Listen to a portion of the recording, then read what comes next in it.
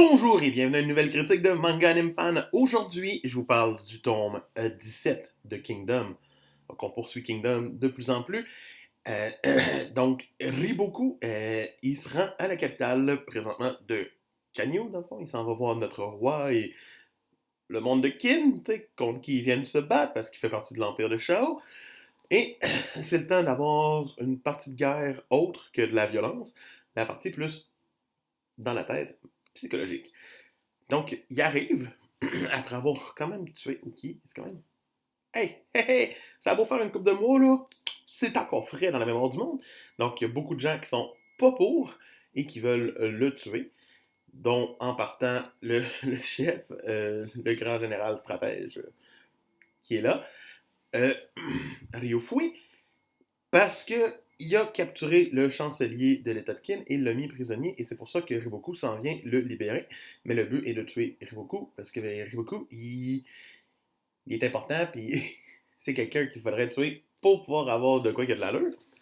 Donc on a quand même une grosse situation avec beaucoup des personnages qu'on a vus se battre dans la guerre, qui voient Riboku, qui sont comme « Oh gosh, ok, il est quelqu'un, lui! » Fait que c'est quand même bien en partant. Le fait qu'il va sortir une carte géante et qu'il va proposer un traité de paix, une alliance, pour attaquer les autres pays en attendant, et que Ryofui, ben, il va faire genre ouais, mais tu sais, ta vie est quand même plus importante que juste une alliance, fait que tu sais, donne-nous genre 10 châteaux, là. Ok! C'est quand même. C'est des belles négociations, c'est le fun. Ryboku s'en sort en vie, une chance, parce que. Ouh, ça aurait été plate qu'il meure comme ça. Shin le défie, il lui dit que c'est lui qui va prendre sa tête éventuellement. Ça fait une belle affaire, puis ils savent que l'alliance va durer peut-être 1 à 5 ans. Donc, en partant, c'est super le fun de voir que ce sera pas une alliance à long terme qui va nuire, 1 à 2 ans en fait, qui va nuire à tout. Puis elle s'est dit qu'il y a 5 ans encore pour réussir à mettre tout sous contrôle avant que sa maturité arrive. Donc, ça nous donne quand même une timeline qui a de l'allure. Par la suite, ben, on a des petits retours de guerre, on a un petit comme duel entre deux des unités de 300 hommes, donc celle de Shin et celle de Who Gives a Crap de Huron.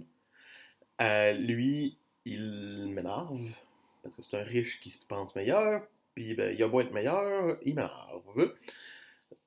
Bref, lui, c'est pas un super personnage, mais c'est pas grave, il vient rajouter un petit élément de plus avec des compétitions pendant des mini-guerres pour aller prendre le général. Et après ça, ben, on découvre le fameux harem royal mené par la reine et ses servantes, dans le fond, et des eunuques. Donc, quand même assez intéressant de voir le troisième parti de Kanyu qui est justement la reine et ben, son harem. Reste à voir ce qui va se passer, puis pourquoi sa relation avec son propre fils est aussi tendue. J'ai bien hâte de voir ça dans les prochains tomes. Ce tome 17, beaucoup plus relax que les tomes précédents, mais tout aussi passionnant, mérite une note de 17 sur 20. Donc, c'était Manga Anime Fan qui vous dit on n'oublie pas de liker, de s'abonner, de commenter.